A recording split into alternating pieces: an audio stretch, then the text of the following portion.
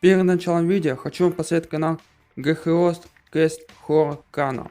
У него очень классный хоррорский контент. Я смотрю его уже давно и подписан на этот канал. Советую вам. Ссылочка в описании под видео. Переходи, подписывайся.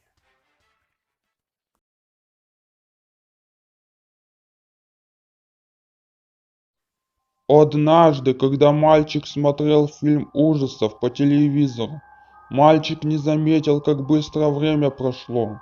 На часах было 1:00 ночи. Надо было ложиться спать.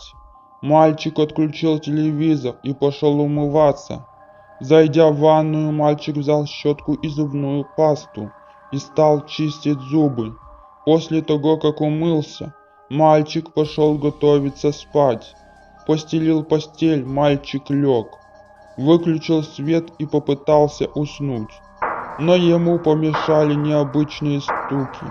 Сперва мальчик не обратил на них внимания, но стуки были все сильнее и сильнее.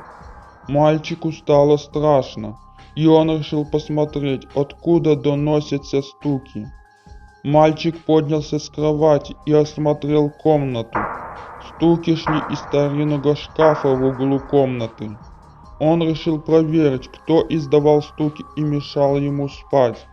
Но зря он туда пошел. На часах было 3 часа ночи. Он подошел к шкафу, дотронулся до ручки шкафа и аккуратно стал открывать дверь шкафа. В шкафу было зло, белое, скалистое, с когтями существо. Оно посмотрело в сторону мальчика, издало скрипящий звук и затащило мальчика своими когтями в свой темный мир мрака и отчаяния.